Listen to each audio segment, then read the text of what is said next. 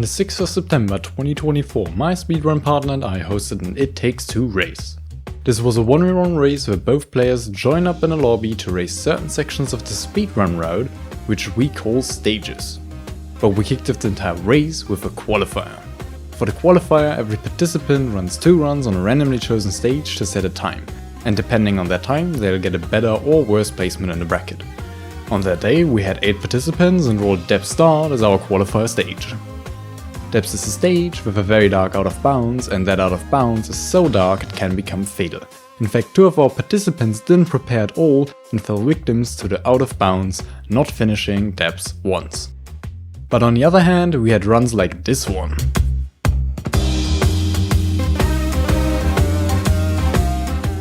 This is a very clean execution of the standard route by Matthew.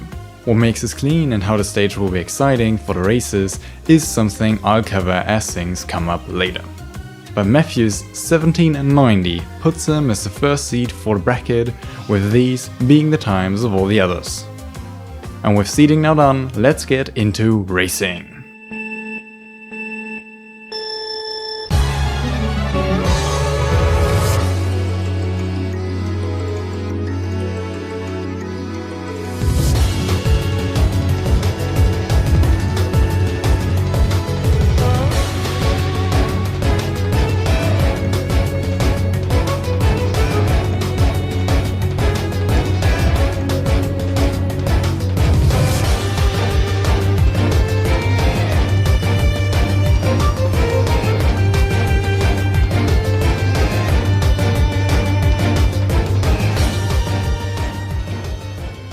Will Panda be able to get... Oh my goodness gracious Christ!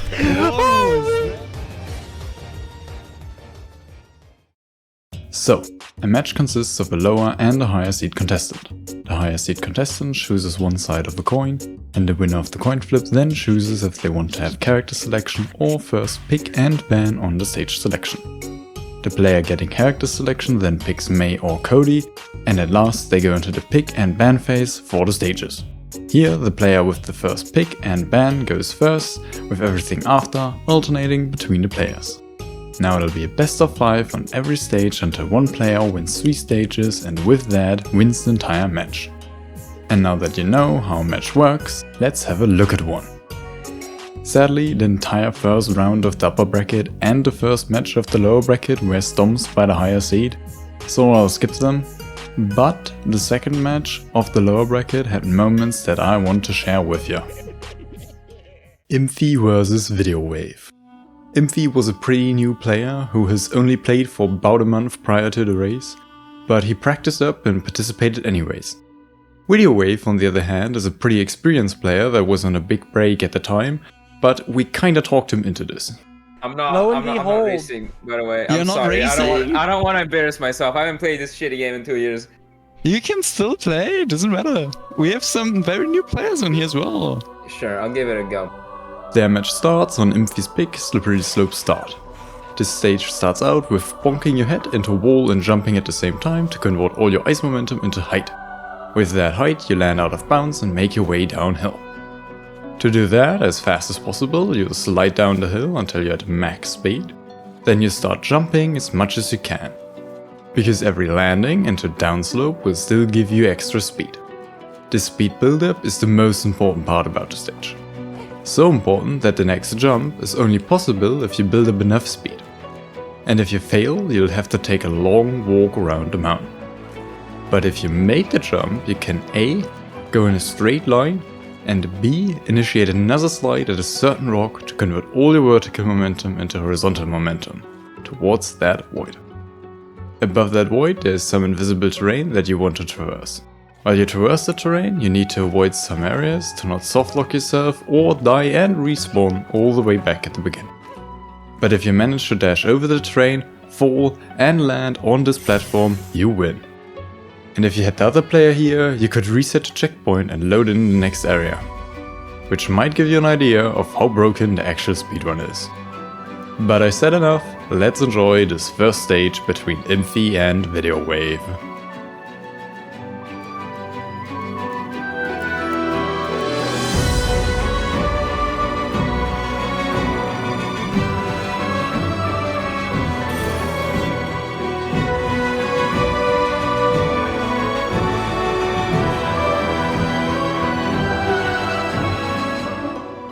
didn't quite catch it when it had happened, but Imphy playing. Oh no! Imphy making one of the most infamously wrong decisions that you could make there. Video not ground pounding is very smart. Yep. Ground pounds anyways. No! He didn't get it! He's got to do it all again! Oh, I think this might miss. But will this it did respawn him at the right place. Increasing the more somebody's knowledge of he chain missed slides here. Wait, does he? Oh, okay. Okay, he makes it. Video starting out with the lead though. Playing his line. But losing it to not sliding again. Has the lead, but doesn't get the jump. Misses the gap. Video with the potential to get the lead here. If he didn't fail this yet, if he's going to do a ground pound again, this might look different. He does do a ground pound and he goes full ham on it. They both go for it. This is a reset for both. I don't think Wave didn't get it either. A full reset, but Video Wave being far behind. He hits the ice. He looks right. He is making it 100%. An absolute nerve-wracking first stage. Imphy won his own pick, and with that, they go on to Video Wave's pick Fresh Air. In Fresh Air, the goal is to make it to this paper plane at the top of the tree, and be the first to grab it. Almost instantly, there are two viable ways you can go. One way is to go to the right and try to hit a specific spot in the wall to get a jump reset. From there, you jump over to the wall jump area. We call this way Fresh Air Wall Climb. The other way goes to the left and uses the ropes to make it up. A peak height jump with a good double jump dash timing can also make it up to the wall jump area. But this bird foot up there is actually swinging with you. And you need it to swing with you to be able to make it. With another player currently swinging backwards on the rope, it is literally impossible. This makes the stage kind of a mind game of who goes for what when. Theoretically, the jump reset is faster by 1 second, but it is much harder. Now, you go up the wall jumps, do a precise jump from the railing around some invisible stuff onto some solid mushrooms, and make it to two diverging routes again. Either you just take the ropes to the right and slowly but surely make your way to the paper plane, or you shortcut the left with an oyster. Yes, I'm talking about this and not this. But to explain what an oyster is, I'll have to talk about the most overpowered technique in the game first. The slide jump. Slide jumps are a kind of jump that you initiate by first sliding and then jumping while sliding. And the big difference to a normal jump is that a slide jump gives you the same height as a normal jump plus double jump, but you can still double jump. And luckily the game is not built around the extra height. Now you might think we can only use this on downslope, as that is the only spot in the game where you get told to press crouch to slide, but we can actually slide everywhere, as long as we can build up enough momentum beforehand. And a sprint gives us just enough momentum. The more momentum you have, the further you can go as well. Which means it is also incredibly useful to make big gaps, as you saw in slippery slopes. While this alone would be crazy enough, you can also oyster. Oysters are slide jumps on crack. In most games you slowly gain speed while sliding, and sliding off edges doesn't give you extra speed. But in this game you can slide off specific edges of terrain and get flung. If you don't do anything and slide on, you slow down to the max speed for the steepness of the ground you're on, or lose all your speed almost instantly if you're in the air. But if you jump just frames after getting the speed, you'll slide jump and keep all the speed. While oysters tend to be really hard on their own already, the one on the window here is specifically hard. Because you need to change your angle barely before jumping to get as close as possible to the tree, but not bonk. By the way, these two jumps are oysters as well, and these two are slide jumps. But I really don't want to hold you back from watching this stage and the rest of the race any longer, so let's get into it.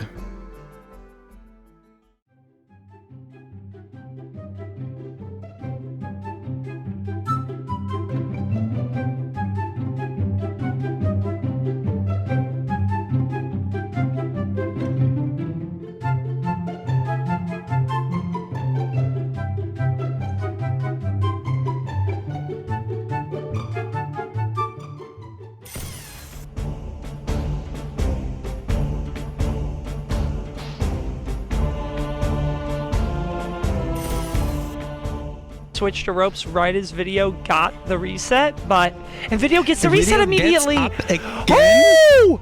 And This is close. This is close. Impy also making the ropes. Impy goes for window oyster. Does he make it? This looks good. No, Barely not making it. And Video Wave wins the round. Did not expect both players to play I that did like clean. not either. Oh, video getting the most Again, so insane. Barely not making it. It gets the but recovery making immediately, it second though. try immediately. Oh Long my jump gosh. Over, just over. Impy makes it again. This is going to be close again. He was close the first time. Will he get it? Doesn't make it. He has no chance now. No, Yeah, Impy making it. Impy made it second try, but Video Wave was faster. We finally have a series at our hands. In that series, their next stage is Impy's pick, Winter Village. Now that I already talked about slide jumps, I don't really have to say much anymore. You just climb a wall with slide jumps and basic movement. And then fall back down with a slide jump on the other side. Because slide jumps build up infinite speed downwards. Then you use this rope with a dash and a quick jump or cancel off to gain some extra speed. That speed you then try to keep by jump dashing on the ice. After traversing the ice, you jump to another rope, but this time you just jump off and make your way out of bounds.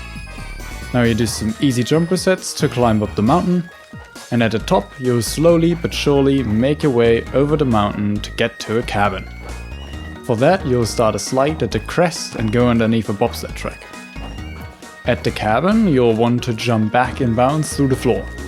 But because you can't go through the floor everywhere, you can actually fail that jump. And if worse comes to worse, you will fall into the void and softlock yourself. After you've made it inbounds again, you touch the ice off the bobsled track to win. And here's how it went for them.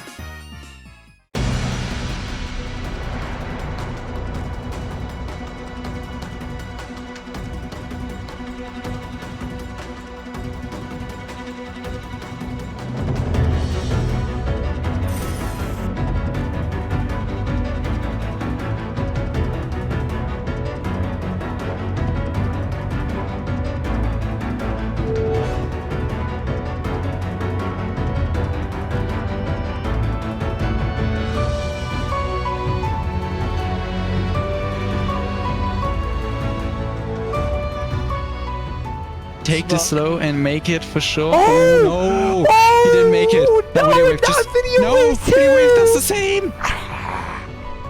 That's crazy. And if he makes it, Holy. Neck and neck. Oh, Impy completely overshooting Turtle. No. Very does true. he make it this time? Oh, he the pressure's on. Will he get this back Impy up? coming in here. They're both He going has at to it at the go. same time.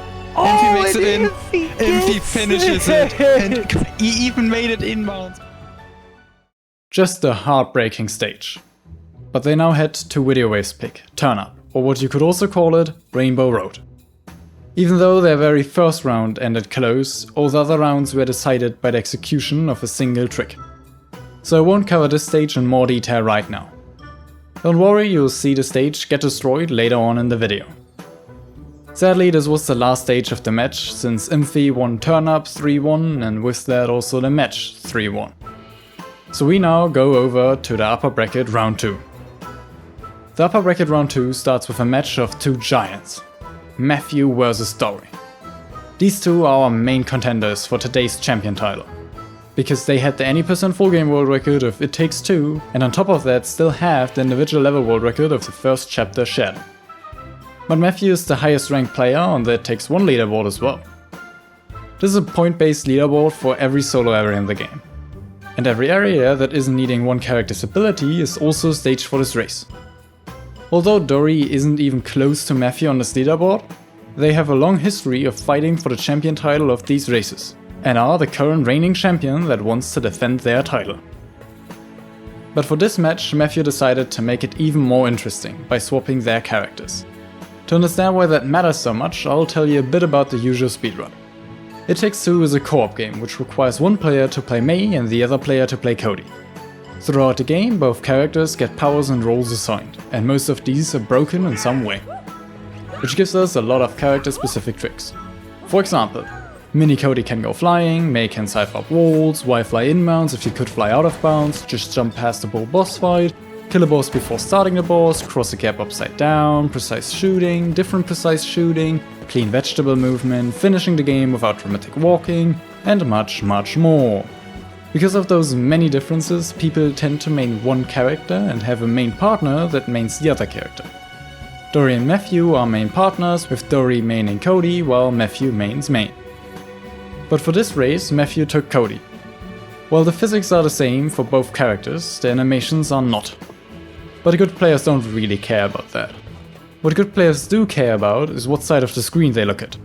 Yes, it sounds stupid, but it is 100% true. I don't know. I think this is gonna affect both of us negatively, but me more. Ew, ew. Oh my god, I'm looking at the left side. Yeah, I was... Now let's actually look at their match though, which will start on Dory's pick, Fresh Air.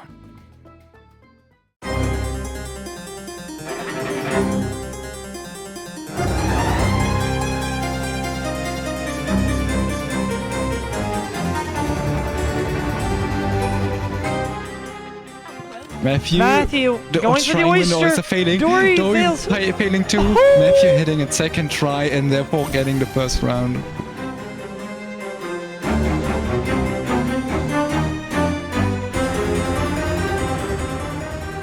Window oyster by Matthew again, getting it first try.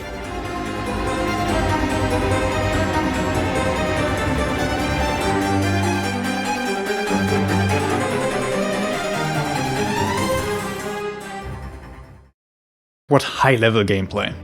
Matthew won by going for Window Oyster every time with an incredible 3 out of 4 consistency. And now they go to Matthew's pick, Hopscotch Blocks. This stage starts out simple, but the moment you enter the upcoming tunnel, the blocks in the next room start turning, which means only the first player gets a consistent block cycle. In the tunnel you can also do this hairbrush oyster to speed yourself up a bit, and on these blocks you do mainly dashes and frog jumps. Frog jumps are initiated by pressing jump and dash at the same time. They're faster and go not quite as high as a jump with a double jump, but you can't do anything during a frog jump, other than buffer and crouch to instantly slide when landing. Frog jumps are mainly used to initiate slide jumps that are a bit faster than sprint slide jumps, or to cross smaller gaps as fast as possible, like the ones between these blocks. And after the blocks, you win by being the first to hit one of these animal buttons. And now, enjoy the stage.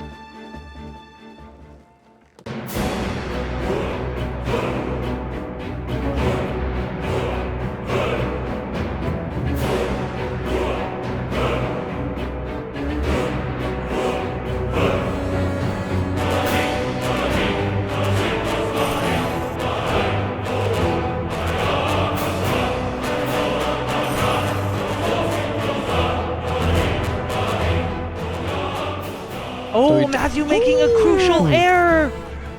And Dory capitalizing! This is the first...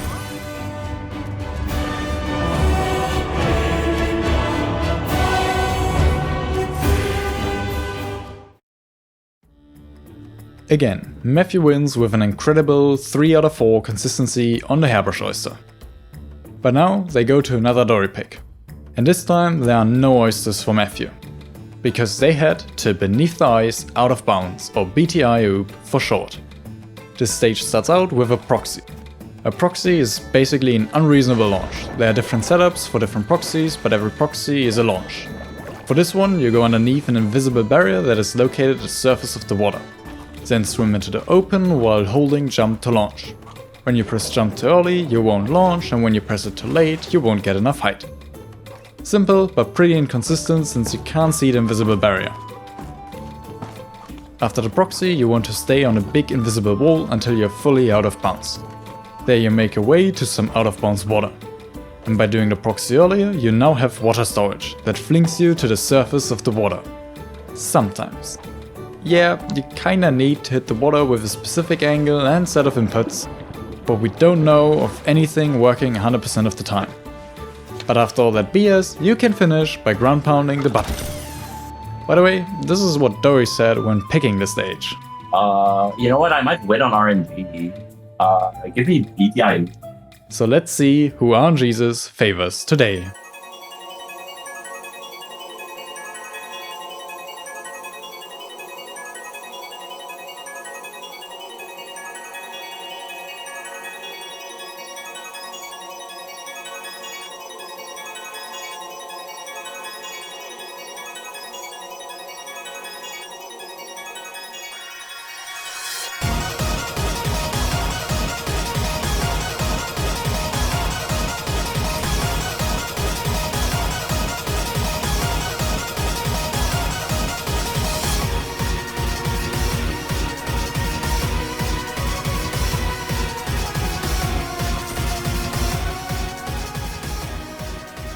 But Dory just absolutely just gets it first try again. It's like, it sounded like he was talking about RNG earlier, but it truly does not look like he was talking about RNG.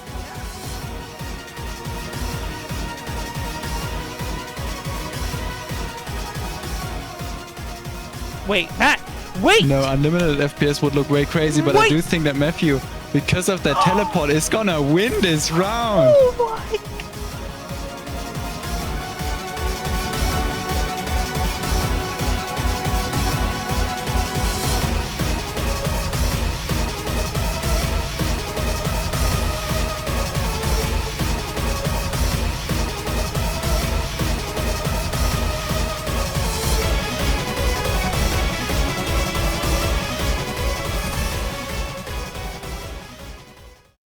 Matthew clutches up and wins this match surprisingly decisively. But Dory isn't out yet. They can still fight their way back through the lower bracket to get their redemption. The other upper bracket match, Fortunate vs Tugi, also consists of two great players. Fortunate had the any % full game world record with my partner Damon Weave for a short time, and has poured their heart into optimizing every nook and cranny of the chapter Roses Room. Tugi might not have any crazy records going for him, but used to be Dory's main partner before he got more inactive, which made Dory then play with Matthew. Tugi also has great history of competing in these races and didn't rarely win against Dory as well. Both Fortunate and Tugi are May players, and Fortunate will unfortunately need to play Cody in this match. But therefore they go to Fortunate's pick, Dep's intro, first. I covered the stage for the qualifiers already, but I'll add that this stage has a little bit of a getting over it feeling. It is just a bunch of relatively simple movement but in the dark, so it is pretty easy to fall. You could technically recover everything you could reasonably fall to, though it can take ages to do so. But you know who won't take ages? Our racers.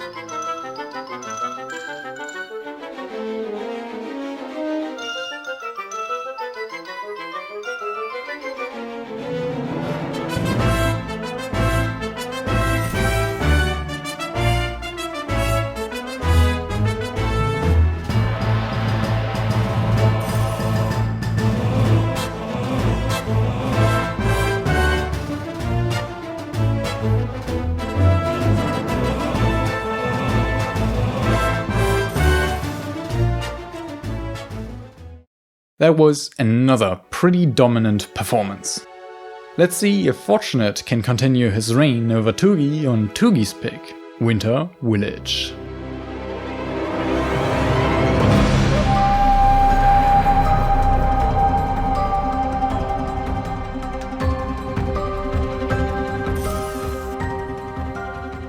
It's a big point here. Oh, Fortunate getting the turtle conversion. Watch things here in the end, and you should. Oh, that was a proc jump.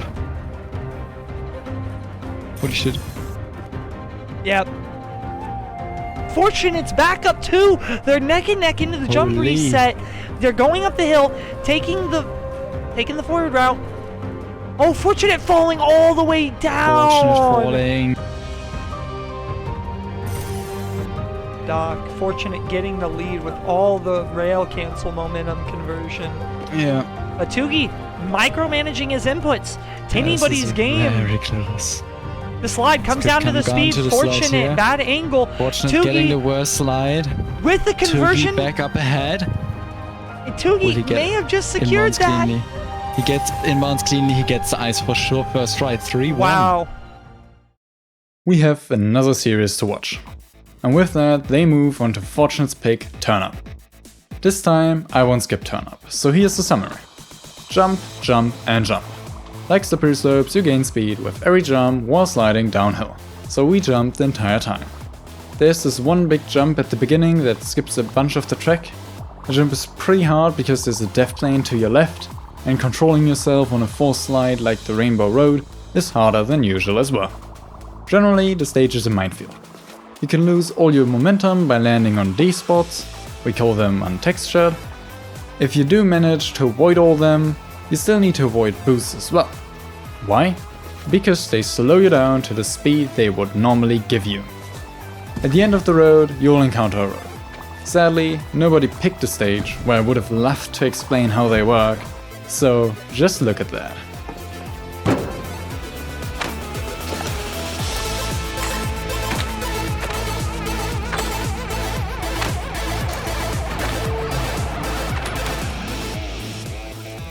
It is flabbergasting, isn't it? To explain, ropes have a normal swinging range, but you can grab from further away than their swinging range, which gives you a strong pull towards their normal swinging range. And if you let go immediately after receiving that pull force, you can use it outside of the rope range. This is just the general concept of the tech. In practice, it is about pixels and frames. We call this tech rope tech. And we use it on this rope on Turnup as well. After that rope, you have to go along a really long rail. Then you finish the stage off by sliding into the side and jump to get a lot of height and make it over the door. If you fail, you need to do a finicky backup on the railing at the bottom. But by crossing this line, you win. And you know who else is winning? We, because we can now enjoy the stage.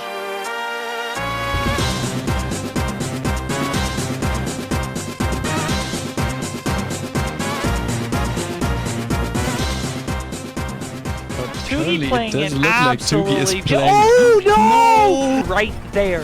Tugi holding the lead. Unfortunate! Also getting it untextured!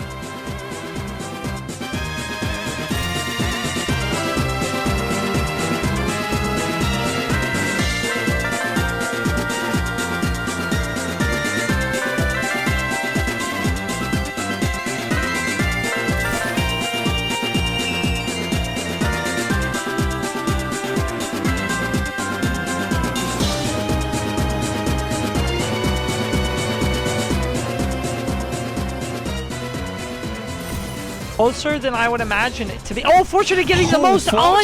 Oh my goodness, but he gets the respawn! Tugi gets the respawn! Being on the respawn. Okay, will he make the this is big. respawn fast enough? This is big. Fortunate's gonna get the better conversion here. Oh, but Fortunate dying around the corner, going to get the slow respawn. This could not be This makes Tugi even again, or like closing up, I guess. We push the limits here. I think Tugi has to. Like he needs to get a crazy one. He does do the one that is supposed to be. Fortunate takes his own pick again. And they now go to Tugi's pick, Gates of Time start. This is a very movement-based stage. You start off with climbing out of bounds. But as soon as you're out of bounds, you can softlock basically anywhere because you're always next to the void. Now you make your way through the stage and pray for some oysters and fall slides. Usually when you slide off a ledge, you just start falling straight down. But some ledges just give you never-ending speed forward. Like these ones. And those types of launches is what we call fall slides. And if you get them all cleanly, you can hit the button and win. Now let's see if Fortunate closes it out or if Tugi ties it up.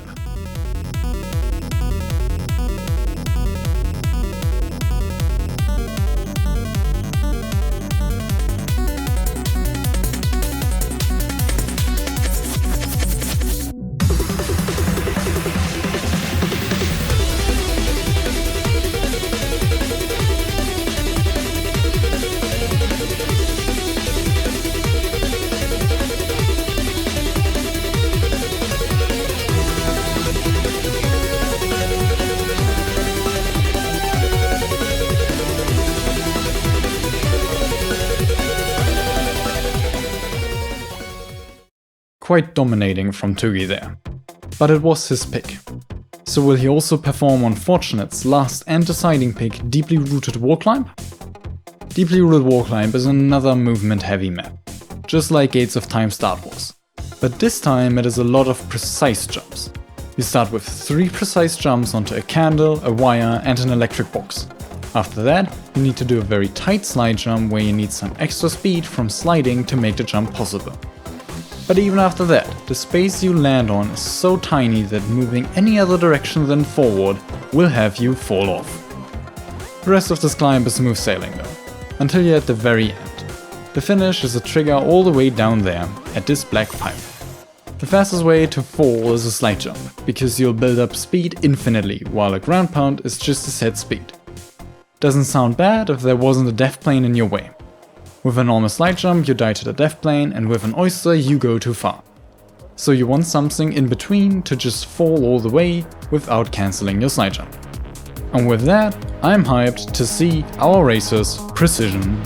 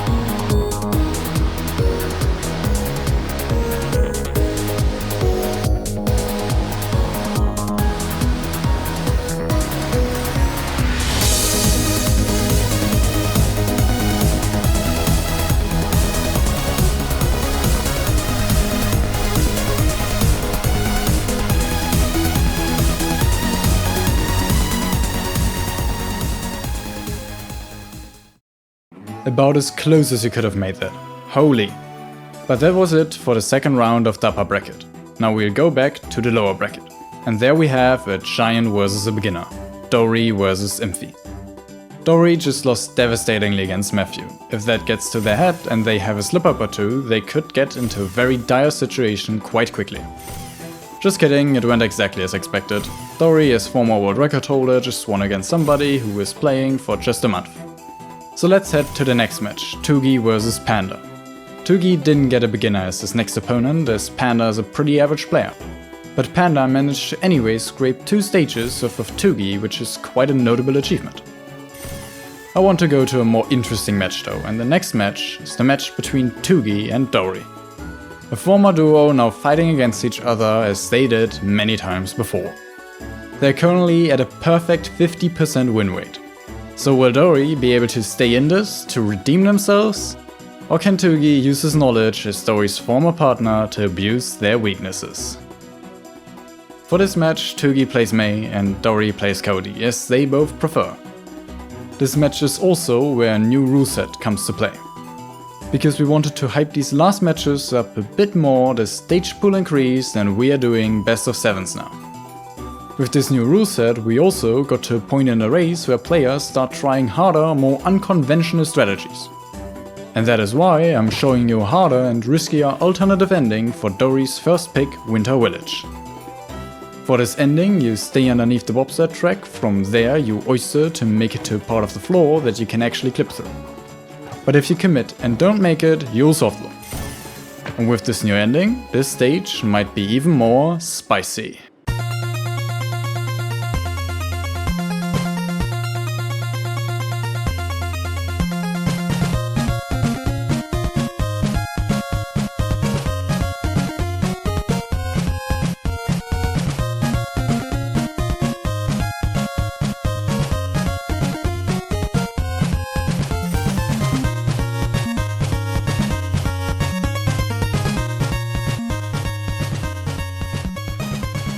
Oh, Dory almost. Oh, it's Backed neck it and up, neck.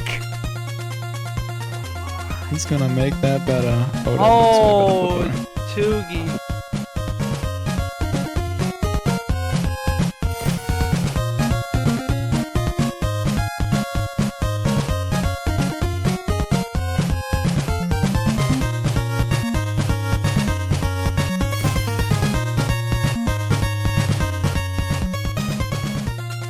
Ooh, wow, just Barely before hitting the ice. Mistimed the dash cancel, so... off. Basically playing the exact same here. Tugi went for that little bit of inside. This is what, they're used to. So, I'm not surprised. Dory missing the chain slide. Dory unconventional. Doing a failed double jump. And Dory goes for the risky line. Does he get the risky line? No!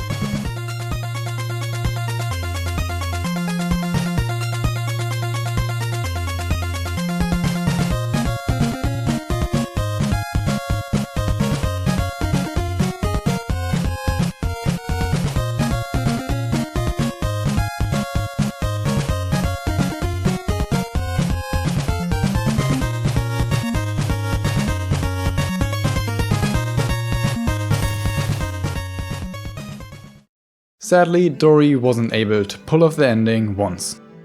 But they now head to Tugi's pick warming up. This is one of the stages that have been added for these best of 7s. The reason these stages were not used before is that we expect to have more inexperienced players for the earlier matches. And these stages tend to not pick siding to watch if people fail much. Warming up is a perfect example for that. It is literally 2 tricks and usually only the first one matters. Unless both just hit it first try and it actually comes down to execution. To be exact, you do a snuggle slide from this tree onto an invisible barrier. Yep, another new tag. So from here you can't make it up with just a jump and a double jump, but you don't have enough space for a slide jump either. But if you buffer crouch before jumping onto the tree, you will land sliding. And with a good timed jump, you will also slide jump. You can also chain another slide jump onto this to make it up the next layer immediately as well. But you don't have to. Now there's an oyster to hit. There are plenty of versions, but it's usually just about hitting some sort of oyster. And at last you pray for some pretty random feeling ice boosts that you get by jumping. But they're actually just really precise and not random. First to bonk the ground in front of the magnet door will win. And now we get to watch it.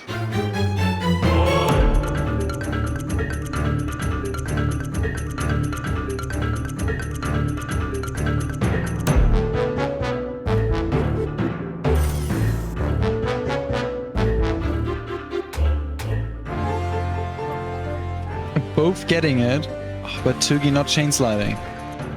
Who's getting the oyster? Is somebody getting the oyster? Oh, Tugi does get oyster, but hits a wall and gets redirected badly.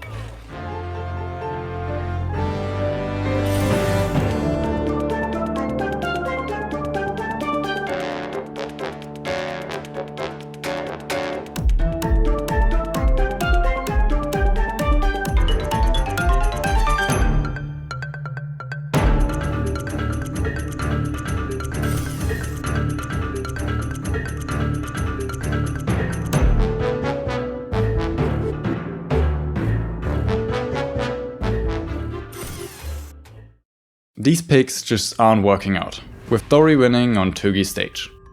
And they are now going to another added stage called Green Fingers. In Green Fingers we also start off with another snuggle slide. But this time you can either go to an invisible barrier to your left or your right. The right is harder but also faster than the left side. Now after getting out of bounds, this stage gets a bit more complex. The end is hitting the floor anywhere in this area, but you also need to hit 3 checkpoints on the way there. This is to make the route like the route we use in runs. Sadly, we won't actually see the save icon appear on the bottom of our screen because these checkpoints need both players. And we won't have both players always hitting them in the right order together in a race. For the first checkpoint you have to go down to these leaves.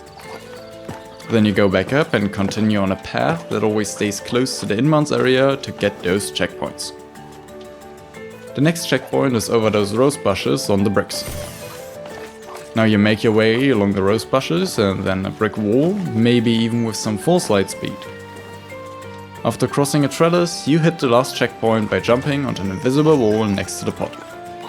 If you're risky, you continue on that invisible wall and make it to the finish ground, or dip down to the side and finish that way. I also want to note that this stage's out of bounds terrain is trash. You can softlog almost anywhere or fall inbounds and lose a big chunk of time. Or heck, if worst comes to worst, you die close before the finish and respawn all the way back at the beginning. But I don't want to summon demons for our races, and instead want to watch this race.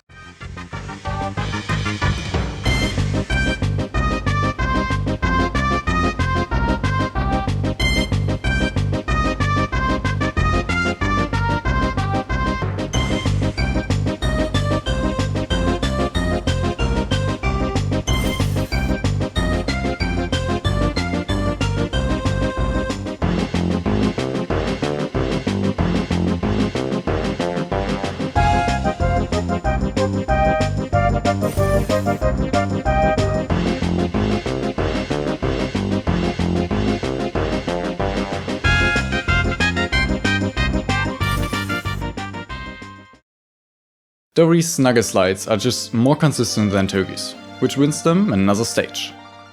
Tugi's next pick is actually a stage that could have been picked before this match. The stage is weed whacking. To start off, you need to do a weird wall jump that can be really finicky to get. But there are some easier landing spots.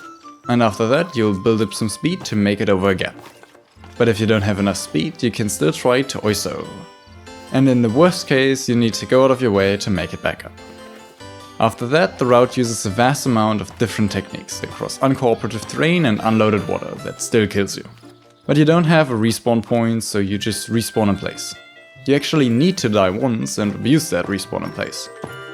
Overall, there's nothing specific to point out. The terrain is, as you'd expect for an out of bounds area, just trash everywhere. So I'll quickly mention one general thing you might have already noticed. Nobody sprints unless they slide jump. That is because clean dashing is faster than sprinting. There's a second, faster and further going version of the dash than the normal dash.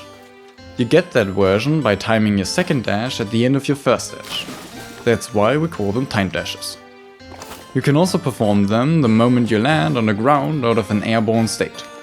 And with these time dashes incorporated into your movement, sprinting is just slow. Now back to the stage. The second to last jump is really precise, or your oyster, which isn't any less precise. And after that, you win by dying after hitting a trigger in the air. And now, let's see if Tugi can pull through, as there are no more stages with snugger slides available.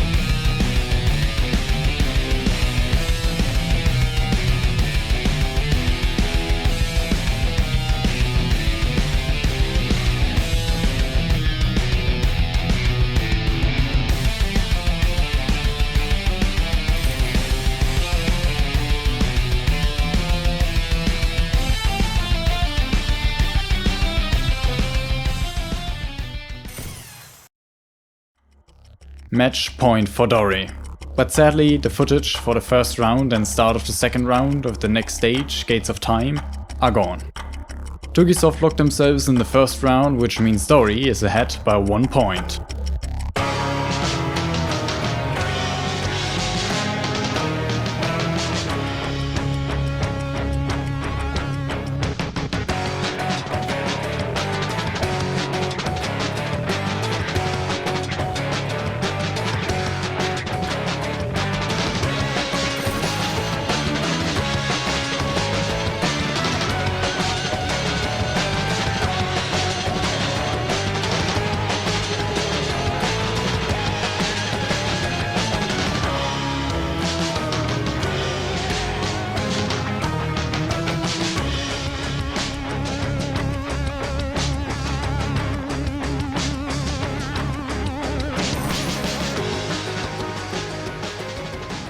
I honestly believe in Tugi's ability to do it if he just cleans this up. I do think so too. There's a good potential. Like better speed conversion, better understanding of the Cody start line. Ooh. Slide heavy second section. Who gets the slides? Yeah. Slides that sometimes feel very random. But they both then get the first one. That's it then. And Tugi gets the second one. And also finishes first. Wow! And now it comes down to this last round on this stage. If Tugi will be able to go to the 7th stage or this ending right here now. Currently Dory with a little bit of a lead. It is a slide heavy second it. section. And Dory fumbling a bit. And Tugi. No! Dory just... Dory won the match by winning on one of Tugi's better stages. Now I want to go back to the upper bracket. There we have Matthew versus Fortunate. And they too will be playing a best of 7. But Fortunate did take May away from Matthew. Not like it should matter, as we saw in the match against Dory. Fortunate will play on his main character though, which should make him win some stages against Matthew and maybe even take the match.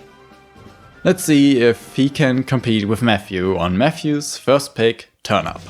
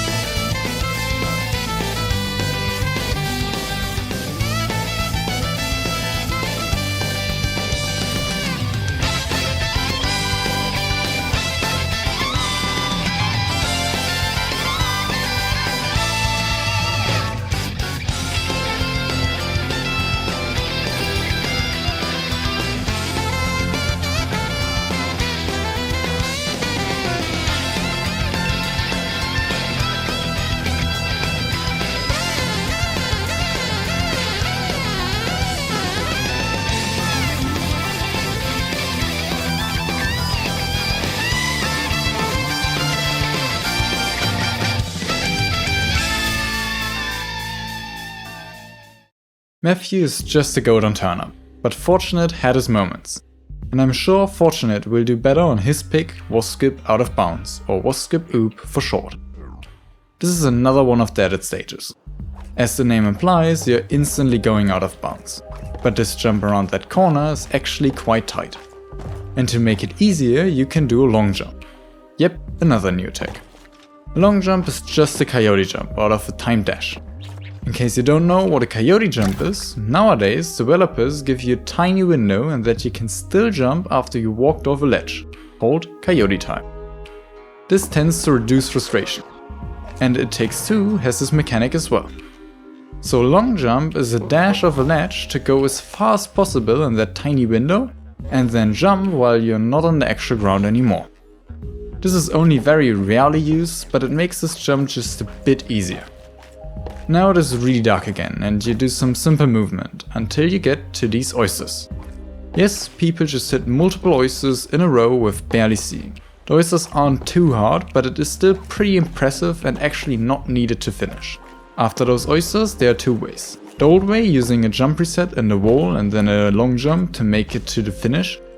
For the new way, you do a tight slide jump into a jump reset, for which you need to actively jump away from the wall to make it around the platform you want to land on after. No matter which way you take, you'll make your way to this trigger to win. The new way is a bit faster, but both are roughly equally hard. And now I think we should look at how they performed.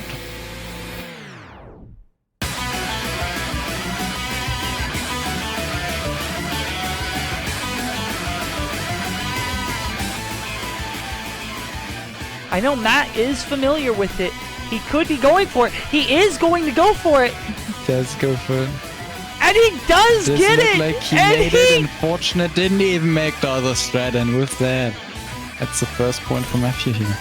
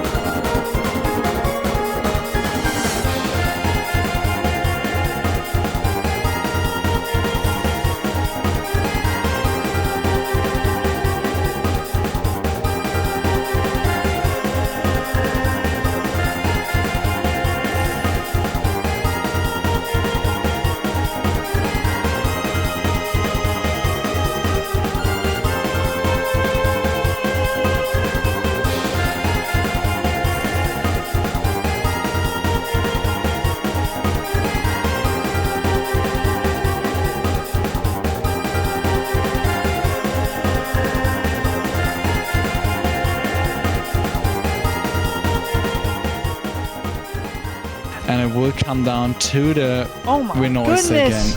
I'm saying that, but there's a lot of struggle on other places where with me, Matthew. Matthew clutches out the window oyster.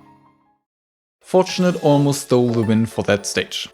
But Matthew still didn't lose a single stage in the entire tournament so far. Now they're heading to Fortunate's next pick, Beneath the Ice Wall Climb, or BTR Wall Climb for short. Another newly added stage, and another 2-trick stage as well. This time the first trick is getting out of the water. It is simple but easy to fail in a rush, as you need dashing speed, a dash right before leaving the water, and a perfectly vertical angle. But you can also jump reset in case you didn't quite make it. After all that, you get some speed from the rail and move along the ice. But on this next rail you have a choice. The normal way is to go to the infamous wall climb that this stage is named after. This wall climb consists of 2 jump resets, of which the first one is ridiculously precise. Since this is a pretty integral part of the route, there are a couple people that are absolute beasts at it. But you can also try skipping it, which isn't any easier but slightly faster, although the reattempt time is way longer. In fact, most runners usually go for the wall climb when they fail to skip it instead of reattempting the skip. To actually make the skip, you need to use rail storage. Rail storage is a way to build infinite speed on rails, but it only works if you have ice skates. By dashing, instantly cancelling and re-grabbing right after, you gain speed. And if you did it often enough, you can convert some of it into height by bumping into a wall while jumping, just like you saw in slippery slopes. But when to jump and what part of the wall you need to hit is quite precise.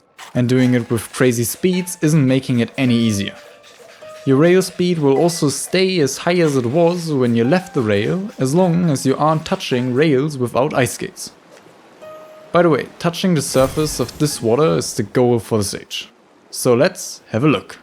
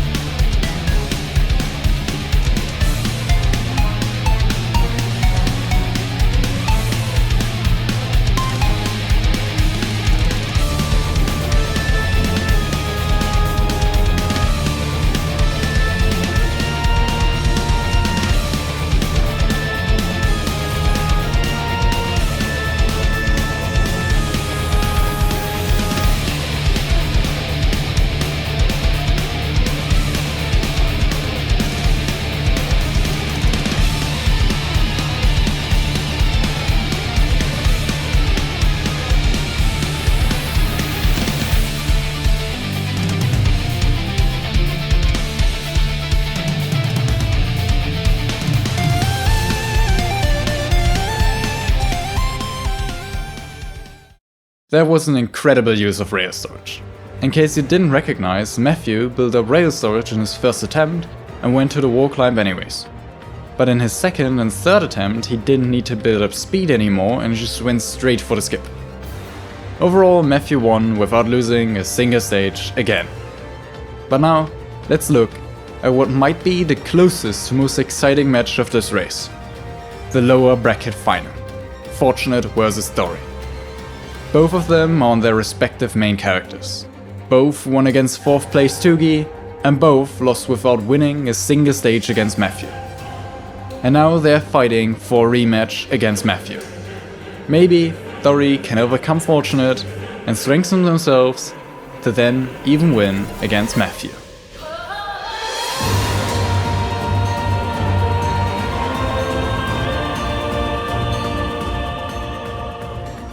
They're going on dabs and failing that immediately. Oh, they're neck both and same neck. recovery, like speed-wise, even though it was different. Oh my goodness. Oh, but Dory now falling and Fortunate getting the first victory on the steps. Clean.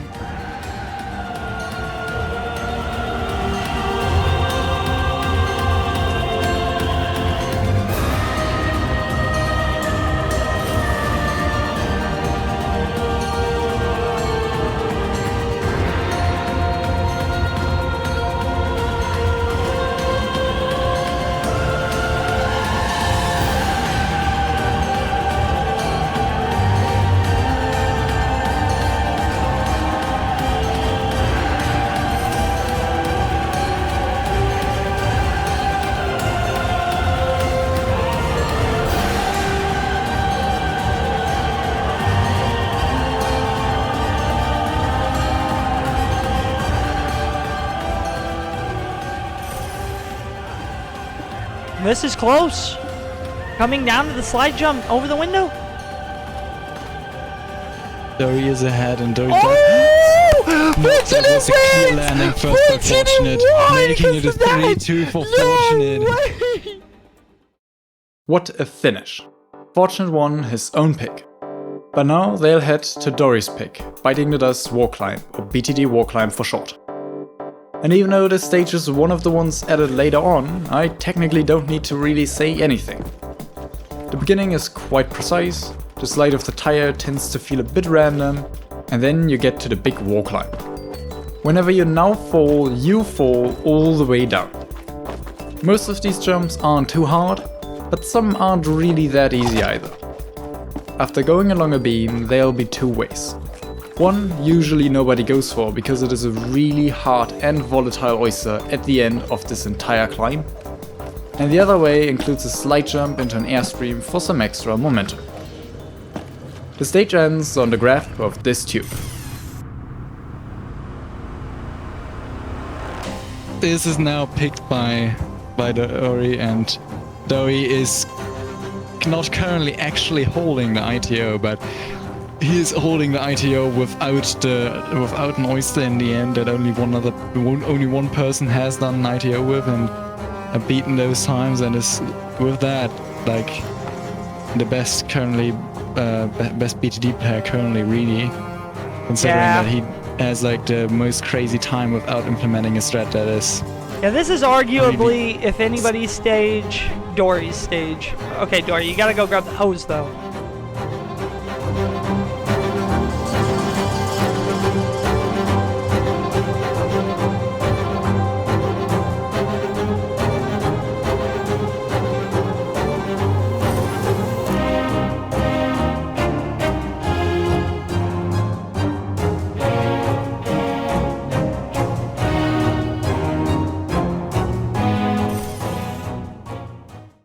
Well chosen pick by Dory.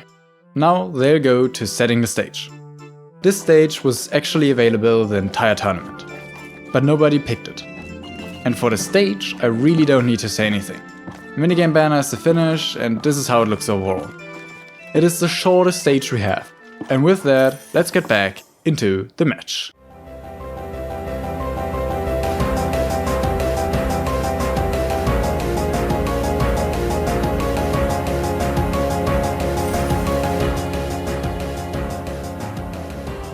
Yeah, Dory's just not too confident in the line. Fortunate being more confident in the ITO, holding the lead. We're looking at Dory's screen share. Dory behind the wood, and that's going to be Fortunate taking it. Comes down to who has the lead and who doesn't. Dory not getting the grounded, but not getting the slide jump either. Crucial mistakes by both parties. Dory with the lead, though, and that'll be Dory's win for sure. Yeah, making it a 2-1. Because of how easy the margins you can lose by are. Like we're watching now. That one mistake. And then... You say that, but Tugi, Fortunate made an even bigger mistake.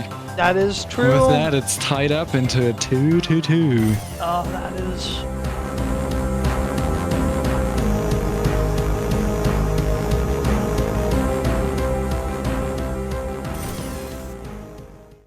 That was a quick one. And a close one as well. But Fortunate took again his own pick home. And Dory's next pick is Backbike. This is another stage later added, and it is brutal.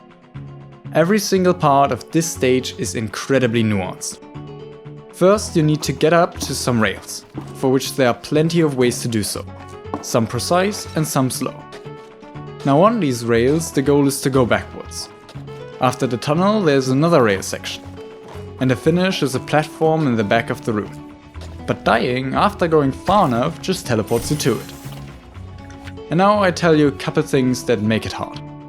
The most efficient way to go backwards on the rail are frog jumps with the jump being pressed frames before the dash, cause it otherwise doesn't work.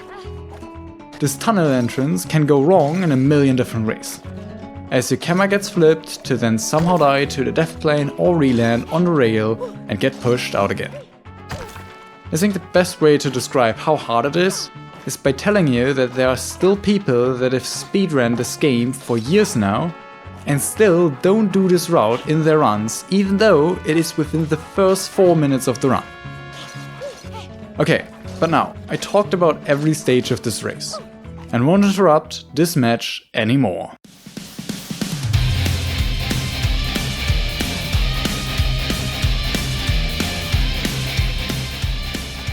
Make everything... Oh my goodness! Fortunate, never give up, never back down.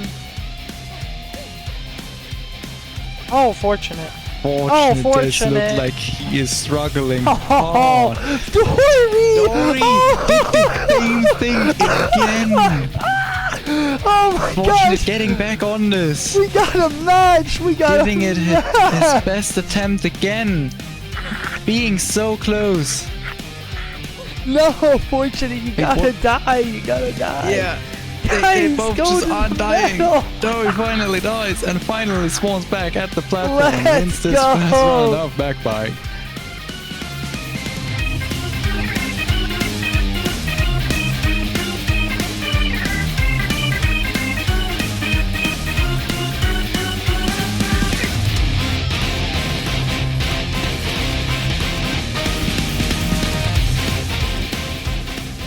both this into time the we have tunnel. some tunnel issues. Oh, they're equal, Ooh, neck now and they're neck. both together in the tunnel. This will be close Oh, again. Fortunate knows the strat now. Yeah, this Fortunate was the goes back up.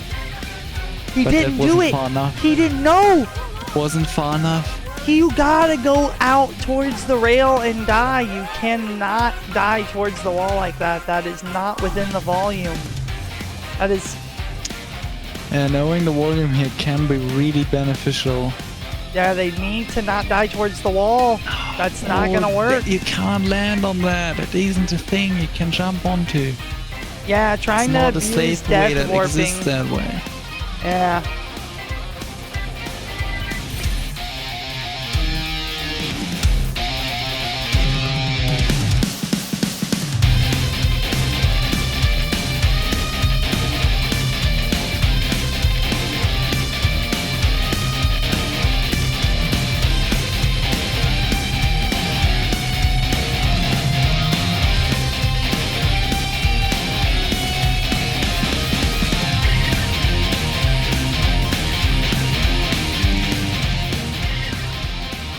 Dory playing absolutely clinical. Oh my goodness! I genuinely think that may be the best backbike they have ever done. That was immaculate.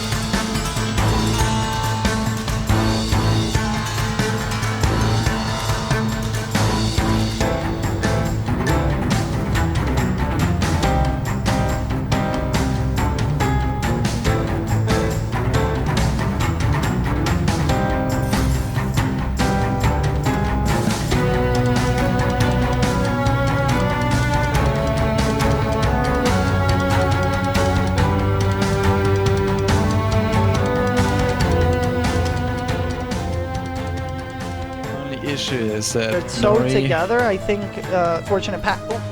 It's gonna be so tight. No. I think it's coming down grounded dashes. Wait, Fortunate. Ooh! My Dory God, doesn't Fortunate. make it, and Jesus. it is a 2-2.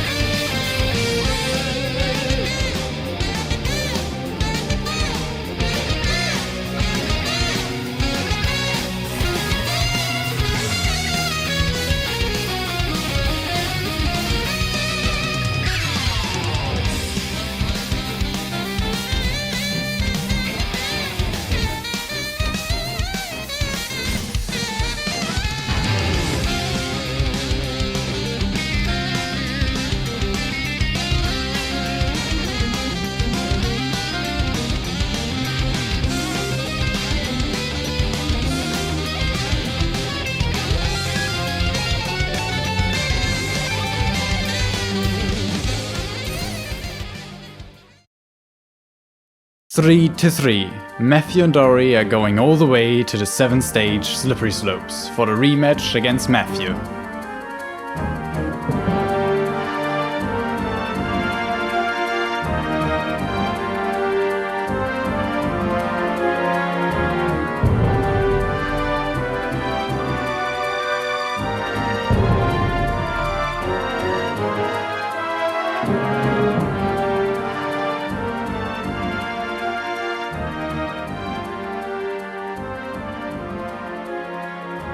sure at this point Fortunate's feeling the pressure. Dory goes for the double chain, so it's gonna... Oh! But misses the jump!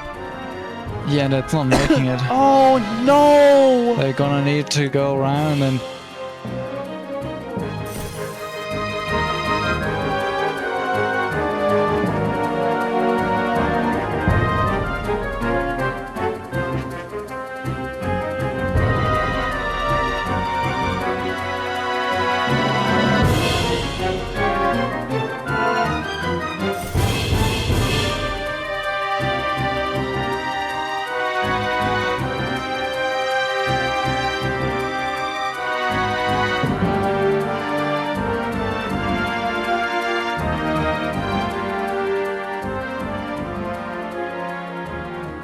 Yeah. Dory gonna do this frog jump this time, actually properly get it. Yeah, but gets scammed. Gets the empty scam. This could be good for Fortunate.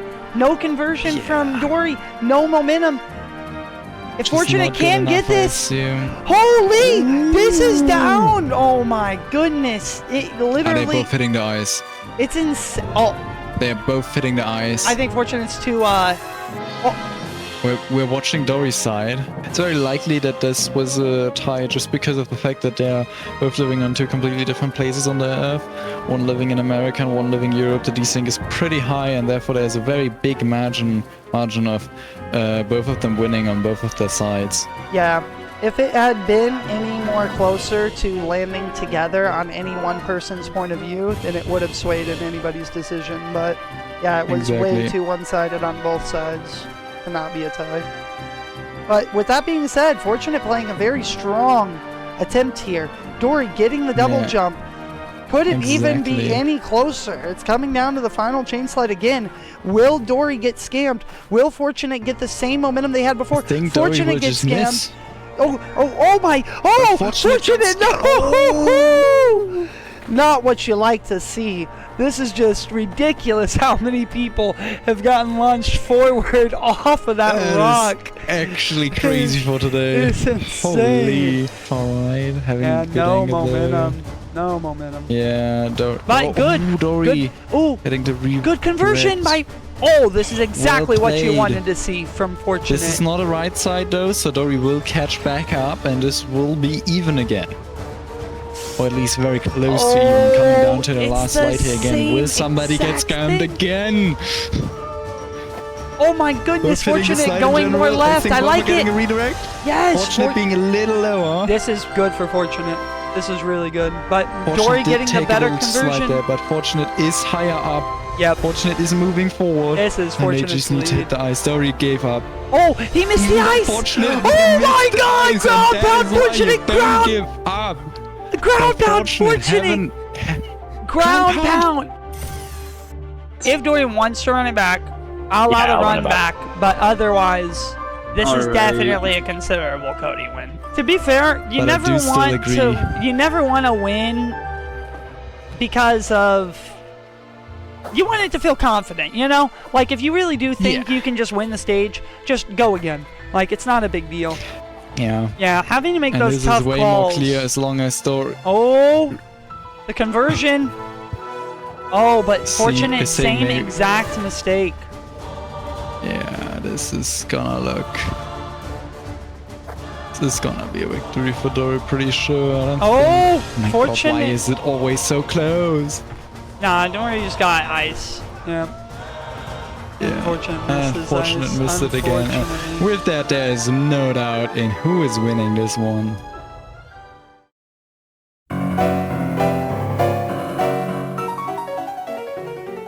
Two ties on the 7th stage. It couldn't have gotten any closer. And now you might think that I've shown you everything. But I want to remind you that Matthew and Dory, the upcoming finalists, might have had a very one-sided match earlier.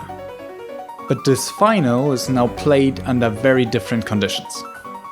There are more stages to choose from, and many of them Dory plays to perfection. Furthermore, the last time they met, Dory couldn't play their main character. But they do this time. So let's get into the grand finale of this tournament. Matthew versus Dory.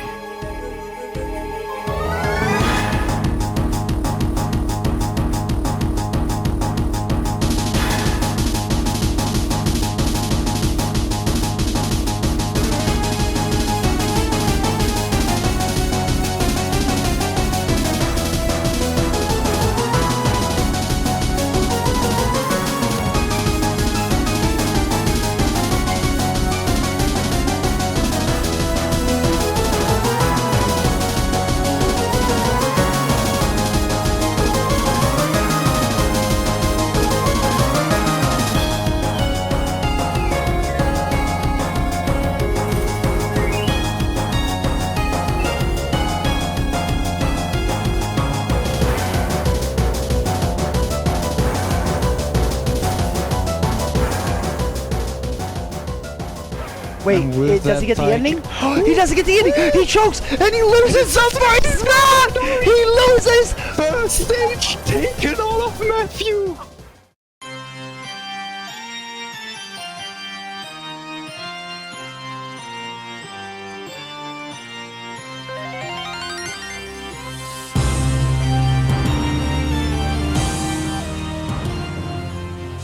So big! Pounding. Oh, Dory dude, now making they're it. feeling Dory the now pressure! looking good on this. They're Matthew feeling the basically pressure. given up already.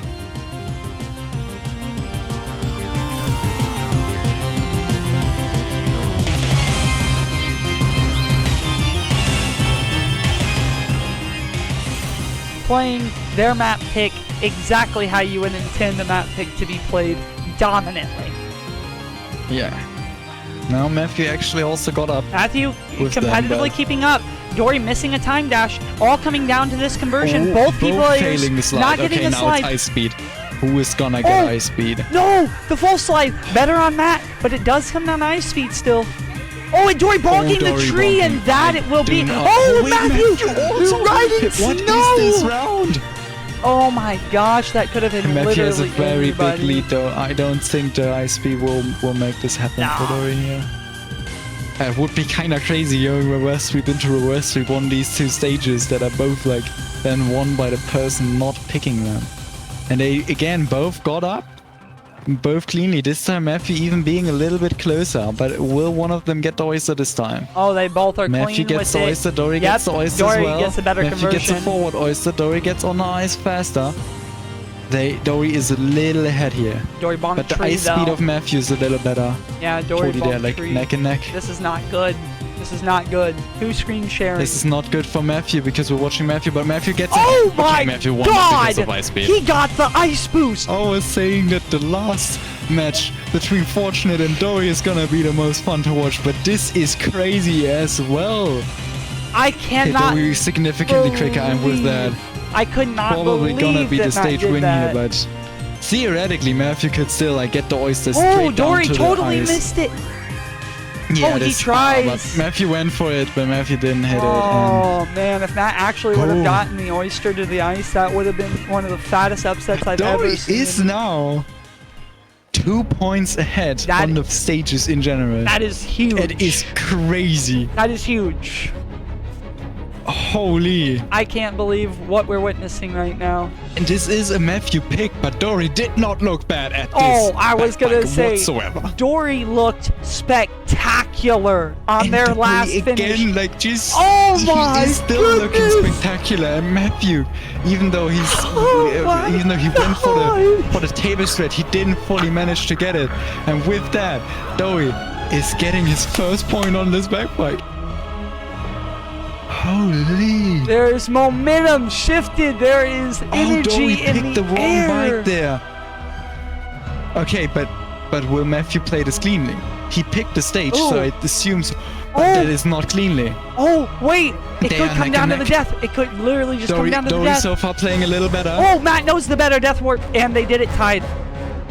Holy shit, actually getting a tie out here as well. This is already crazy, this set, yes. I had a feeling when I Dory getting saw the it, right I was side of like, the that bike is here. a tie. Matthew getting a death there, but What's crazy too is the whole reason that was a tie is because Dory does a later death warp than you could, Yeah, and Matt did the early currently death is warp. also struggling on the tunnel, and this made this close again. Dory going for the later death warp again, but Matthew definitely slow on this one. There is no doubt about that. This is looks dominant. like as if we are watching Matthew win a set right now in the open bracket, but this is not the case anymore. We're actually Oh, watching Matthew Dory not getting the playing this tunnel one. movement, and then Dory got the tunnel movement. Oh, this is No, oh but too no, far. oh no. And now Matthew just needs to play safe. I wouldn't have even went for that. 2 to 1 for Getting a Dory point on the still, board. but Not getting getting three, a point. not getting 3-0'd here. And now Dory missed that bike there. Oh, is it gonna That be is like huge warming for up? Matthew. That could just be the 2-2. Yeah, Matthew just Matthew needs to cleaning make it sure up. he is winning that, and he does win it Okay. indeed. Very close matches. 2-2 with a tie in there in between as well. Let's see who's gonna take this home here. Clean start from both Dory players with a clean here. start. Matthew with a not clean start at all. Not getting up at all. That could Really be struggling. it. Yeah. Yep. That could be it. Dory, But Dory clean just needs to tunnel stay movement alive. again. Matthew fell off. Dory just gonna play safe again. No.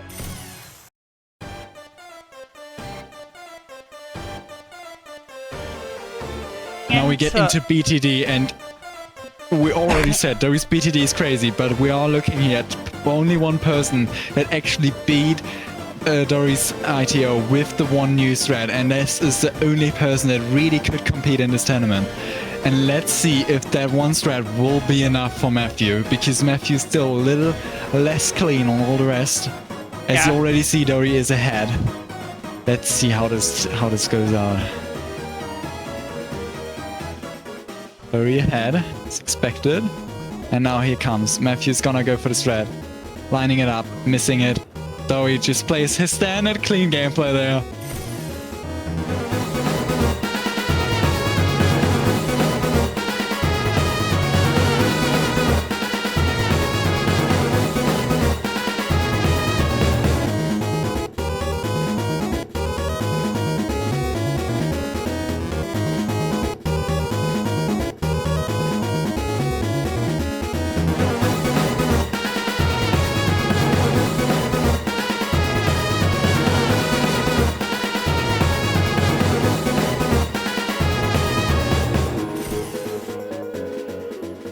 Like, this is a complete turnaround. Crazy. Matthew failing the beginning is basically already over. As long as Dory just plays clean again, as he literally did 2 times in a row, absolutely flawlessly, then there's no comeback for Matthew here. No comeback at all. And Dory can relax a bit as well. Like, they have absolutely I all can't the time believe they it. could need. I don't want to call it too early, but I think this is reset. Me neither, but this is looking grim for Matthew, to say the least. Holy shit! I can't believe it. Bracket reset with a clean 4-0 from Dory, coming out of the lower bracket and redeeming themselves for the stomp early in the tournament. Now the characters stayed the same, but the bands didn't. So we are gonna see some different stages, as they now start on weed whacking instead of hopscotch. This is ridiculously locked in. Like, they are playing way better than they've ever played, and Matthew is absolutely getting the pressure. Not going right again. Matthew was just... At least for now. You know what exactly... Ooh, I'm saying that, and Dory doesn't make the gap. Yeah, neither does Matt, though. You want to know what I think's happening here? It's the fatigue. Just all comes down to the ending oyster, as always. Good ground pound. Will Dory get it? Oh, gets it absolutely the best version you can get.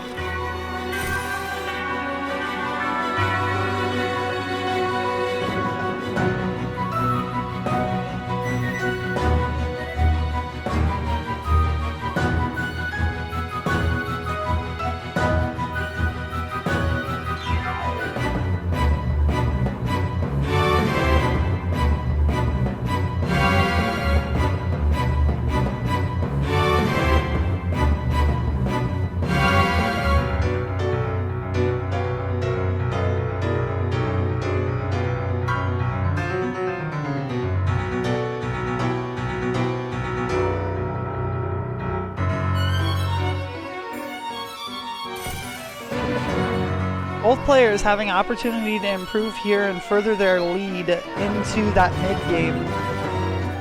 Getting good chain slides, both of them. Now it's just coming down to how they convert it to clear the gap. Dory looking really good, as well as Matthew, both mistiming the jump. And not enough by Matthew either. This is very even. Both doing the backup perfectly. And now it's tied up here. Couldn't want any of a closer match than what's happening right now. Dory getting an off slide, going to be one dash behind. But it doesn't really matter too much, to be honest. Being stuck on the environment a bit. It's going to increase the gap. Matthew furthering his lead. Tightening each input. This is still all just in distance of a failed oyster. Nothing to feel confident about yet.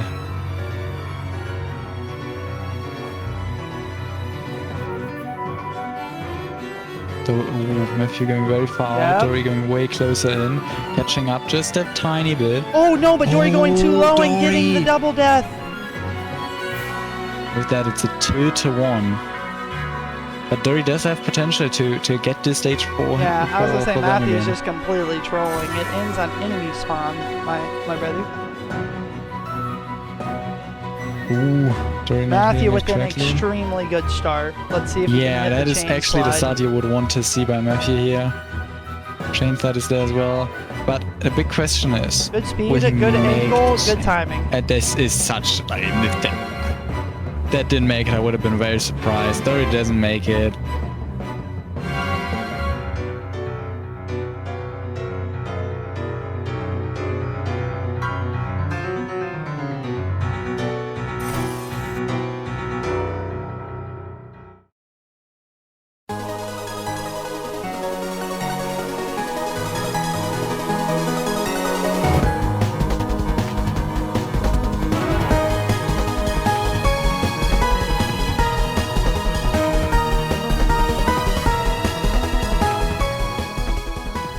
Who's gonna get a better oyster?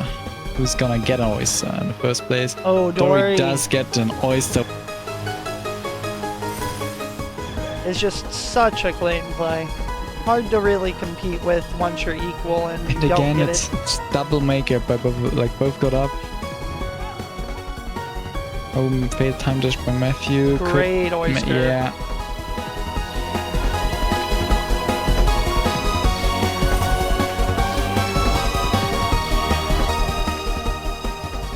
Neck and neck, coming down to the slide again. Honestly, respectable performance from both of these players. But Matthew just not being able to lock down one of the most important sections.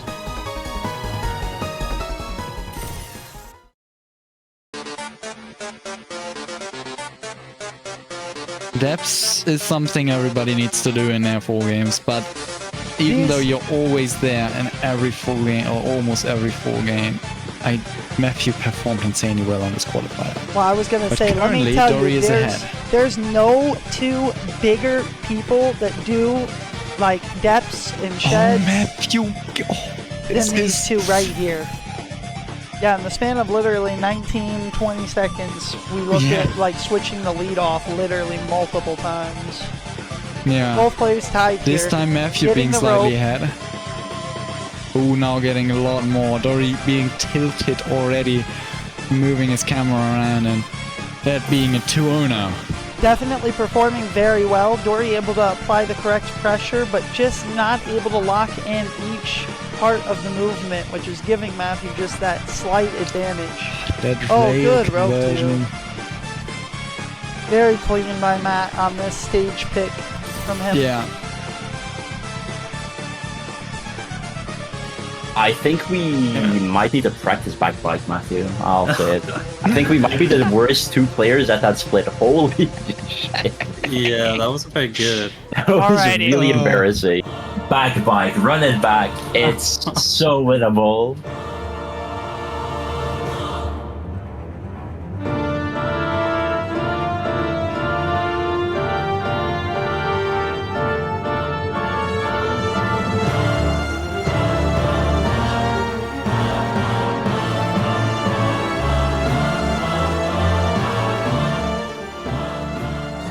I think he is now back on the gameplay. Actually warmed up with that first round where he got the bracket reset on, but he's actually now really back into it, feeling the gameplay, feeling the movement.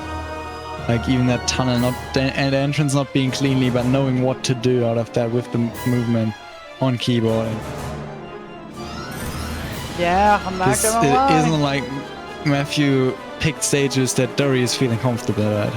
Oh, Dory getting the better rail, skipping the wood, missing the frog jump input, giving the lead Matthew to Matt. has the lead that is needed. They're both doing the correct strat, but Matthew is significantly ahead. Match point for Matthew. This could be Dory's last chance. And here we go. Shortest Fastly map on going. here. Any input. Matthew being known to be one of the best at setting the stage. Can he get the time dash directly down? He does, but he catches the end of the box. Dory not being able to make it up. And that is Matt. First point. Is a tough matchup for Dory as well. This map is everything really on the not line. His map compared, like Matthew is one of the two attic goats here, and to be honest, one of the few setting a stage goats in general. Or This else is he'll lose potentially the whole last round. Dory being able to get it. You can tell that Matt's both. feeling the pressure. He knows what's on the line. Dory pushing the limits. Matthew grabbing the box. It's neck and Dory neck. did a dash to the side. Oh my But God. we're watching Matthew. This is a clear Dory win. We're watching Matthew and You're Dory won on right. Matthew's screen. This is a clear Dory win.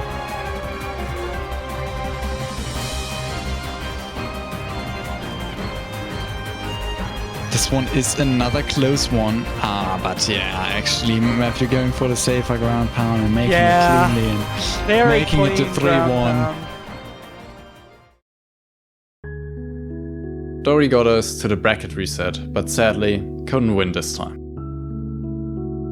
Our new champion therefore is Matthew, as he wins the bracket reset 4-1.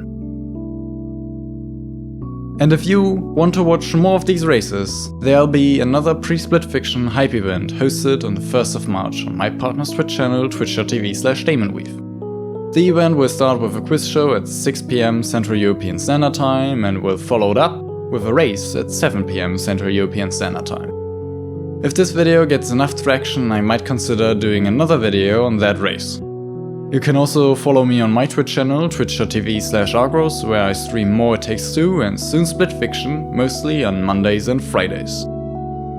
Also, big thanks to DamonWeave for hosting this event with me, to Matthew for helping me record a lot of the clips you see in the explanations, to Imphy who helped me understand audio good enough to make this video, to all the people that participated in the event, to the people giving feedback along the way, and at last, to you for watching.